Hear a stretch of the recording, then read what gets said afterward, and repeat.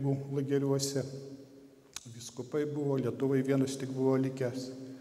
O po Stalino mirties jie buvo jau išleisti į laisvę, bet tie senieji kaliniai, kurie liko, savo atsiminimus tuos jie išlaikė ir jų toks abejingumas religijai irgi išliko.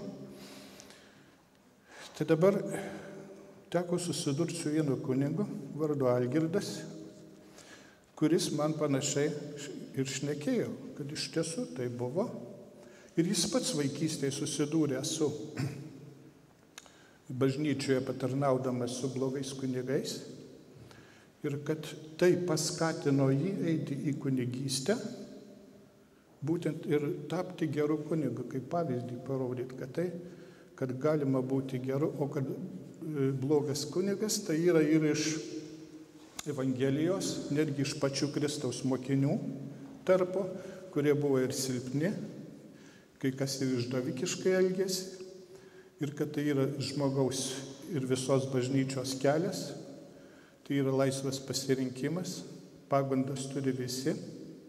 Tačiau ta kunigystė, kurią jisai gauna, yra dieviška malonė, ji yra amžina ir absoliuti, o žmogaus ydos ir silpnybės, jos būdingos visiems žmonėms čia, dabar, praeityje ir ateityje tas bus.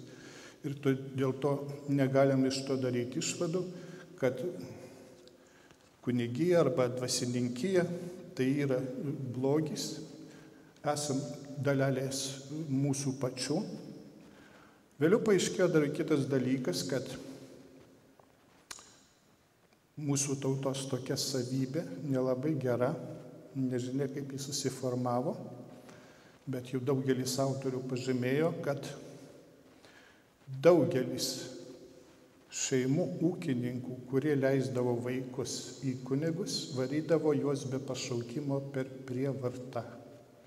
Tėvai išvarydavo vaikus atliekamus, ypatingai berniukus, aišku, į kunigus, kad žemės nereikėtų išdalinti kitiems vaikams, suskaldyti juos, kad paslaugas galima išmokėti, nes tuo metu žmonės buvo dosnus, visi tikintys ir kunigai gerai gyveno. Todėl nepašauktų kunigų buvo labai daug Lietuvoje. Laikoma, kad pirmasis iš tų išvarytų vaikų, kuris pasipriešino eiti į kunigų seminariją, buvo Jonas Biliūnas, rašytojas. Ir tada iškart tėvai nutraukė jam pagalbą ir jis eina savo keliu, ar kaip gydytojas, ar dar kas nors, ar mokytojas. Bet tai rodo, koks tai buvo masinis mūsų tautos reiškinys. Ką reiškia išvaryti vaiką į kunigus? Tai lygiai tas pats, kaip išvaryti į poetus, į kompozitorius, į dailininkus. Koks iš jo bus dailininkas ir kompozitorius? Be pašaukimo. Kunigas tuo labiau.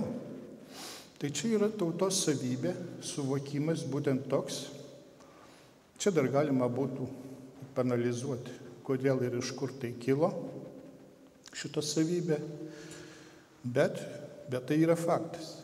Tai va, tuo metu buvo tokia situacija ir į lagerius pateko dažnai tie kunigai, šiaip jau jie buvo neblogi žmonės, bet neturėdami tikro pašaukimo, jie dažnai įsijungdavo į politinę veiklą, kultūrinę, socialinę, su jaunimu ir sovietų valdžiai tai netiko ir jie patekdavo dažnai į lagerius, dažnai ne dėl dvasinių dalykų.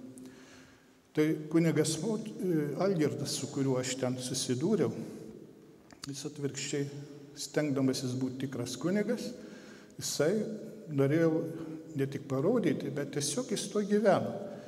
Paprasčiausiai, kadangi jis už tą pastoraciją pateko į lagerius, jau antrą kartą pateko, būtent už tai, kad buvo ištikimas kunigas, jis nebijojo išklausyti išpažinčių ir partizanų, nežiūrint, kur tai bebūtų.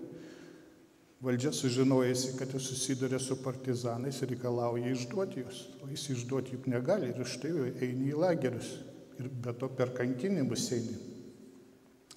Būdamas lageriuose, jisai gaudavo labai dažnai maisto siuntinius. Parapijiečiai jį mylėjo kaip gerą kunigą. Nuolat gaudamas siuntinius jų nevalgė. Atiduodavo kaliniams viską. Pats eidavo į valgyklą valdišką, pachliopka tokia skysta būdavo.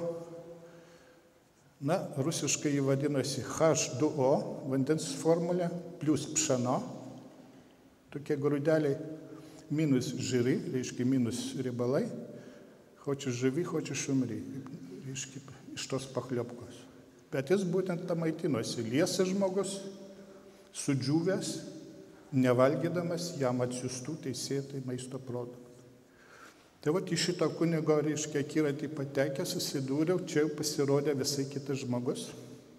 Ir jis turėjo vieną dažnai kunigams nebūdingą savybę. Jis labai tikėjo ir pasitikėjo visokiais dangaus apsireiškimais. Ir vieną dieną jis man atneša sąsiuvinį, ranka perrašytą, išversta Gonzagos da Fonseco knygą Marija kalba pasaulį apie Fatimos apsireiškimus. Ir aš tą perskaitęs tuos sąsiuvinius, jį man padarė labai didžiulį įspūdį. Niekas tiek nepadarė, kaip tie sąsiuviniai.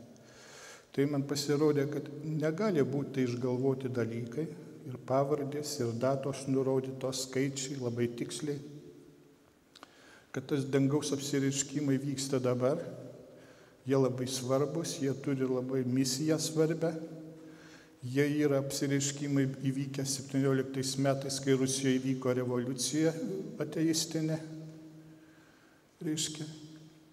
O kitam Europos pakraštyje, visiškai Portugalijoje įvyko būtent šitie apsireiškimai. Tai yra kaip savotiška atsvara būtent šitai revoliucijai. Tai po šitų sąsiuvinių, pavyzdžiui, ir apmąstęs aš juos, katalikų netapau dar pagal įsitikinimus, bet jau tai privertė kasdieną bent sukalbėti po kelias maldas vadinamas poteriais. Žinot, tokios maldos yra latiniškai Pater Noster, Tėve mūsų, Sveika Marija, nors kasdieną. Bet tada prasidėjo tokie dalykai su Nikita Chruščiovu, gal teko girdėti, buvo premjeras, Gensekas, garsus humoristas sovietų. Kai jis iškopė į valdžios viršūnės, jis pasižymėjo ypatingą antipatiją arba priešiškumu religijai. Ir todėl stengėsi viską daryti, kad religiją išrauti iš sąmonės, ypatingai jaunimo ir šiaip inteligentijos. Ir jis net buvo pažadėjęs per 20 metų Sovietų Sąjungoje išrauti, sunaikinti religiją.